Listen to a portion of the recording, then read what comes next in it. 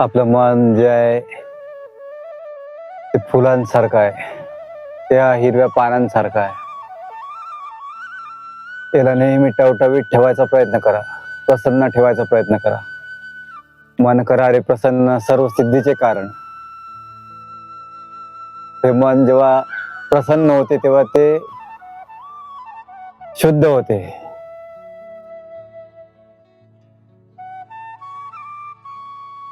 मनाचा आणि निसर्गाचा खूप जवळचा संबंध आहे.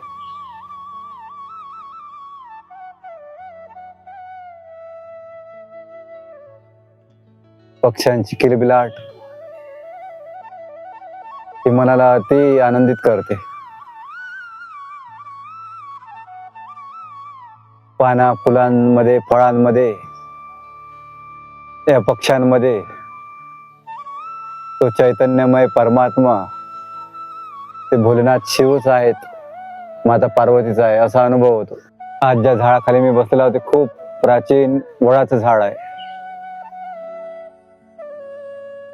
वड किती गुणकारी आहे. वड सावित्रीची पूजा केली जाते, महिला करतात. आणि तसंही वडाचं महात्म्य खूप आहे. त्याला शिवशंकराचं प्रतीक मानले जाते आणि शिवशंकर याच्यामध्ये आहेत, ऋषी आहेत. या जटा म्हणजे जणू काही एका ऋषीच्या जटा आहेत. विशाल मोठ्या मोठ्या जटा या ऋषींच्या या वडाच्या माध्यमातून आपण पाहू शकतो. जसे काही ऋषी समाधीस्थ आहेत, ध्यानस्थ आहेत या वडाच्या रूपात. आणि ते या वडाच्या मागून जे सूर्यनारायण आहेत, तेजस्वी स्वरूप, हजारो किरणांची वर्षाव करत आहे. हा मावळता सूर्य आपल्याला शिकवतो की आपल्या जीवनाचा पण सूर्य मावळणार आहे. जसा सूर्य उगवला होता जन्म होऊन, तसा मृत्यू होऊन हा सूर्य मावळणारी आहे. तर शुद्ध मन करू, प्रकृतीच्या सानिध्यात जाऊ, निसर्गाचा आनंद घेऊ. निसर्ग म्हणजेच तो परमेश्वर आहे. निसर्ग म्हणजेच आनंद आहे. निसर्ग म्हणजेच परम शांती आहे. आज मनुष्य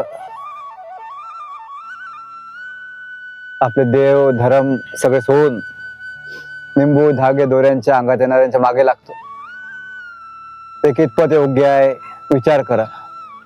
राष्ट्रसंत तुकोजी महाराज, गाडगे महाराज यांच्या शिकवणींचा, तुकाराम महाराज यांच्या शिकवणींचा जर आपण अभ्यास केला, अंगीकार केला, ध्यानात घेतला, तर लक्षात येईल की त्यांनी अंधश्रद्धेवर किती मोठा प्रहार केला.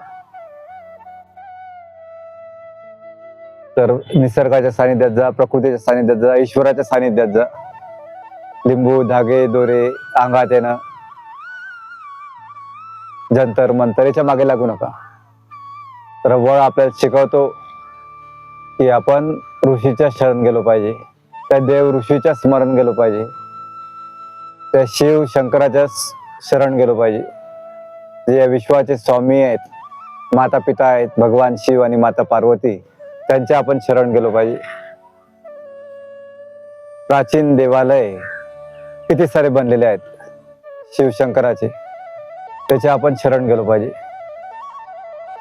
आणि नंदी आपल्याला शिकवतात की आपण शिवाकडे गेलो पाहिजे, त्या योग साधनेकडे गेलो पाहिजे, पवित्रतेकडे गेलो पाहिजे, त्या आनंदाकडे गेलो पाहिजे, सत्यम शिवम सुंदराकडे गेलो पाहिजे, सत्य चैतन्य आणि आनंदाकडे गेलो पाहिजे.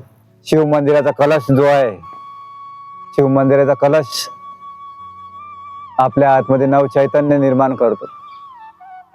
ओम नंदीश्वराय नमः, ओम शिवशंकराय नमः, ओम आनंदधामाय नमः, ओम नमः शिवाय, शिवशंकराय मृत्युंजय महाकालाय, ओम त्र्यंबकम यजामहे सुगंधिम पुष्टिवर्धनम, उर्वारुकमिव बंधनान् मृत्योर्मुक्षीयमामृतात्. ओम म्हणजे सर्वव्यापी, सर्वरक्षक. तो शिवशंकर कसा आहे, तो ईश्वर कसा आहे, सर्वव्यापी आहे, सर्वरक्षक आहे. नमः मी नमन करतो शिवाय, त्या शिवशंकराला, त्या मृत्युंजयाला, महाकालाला. जय गुरुदेव. जय जय गुरुदेव.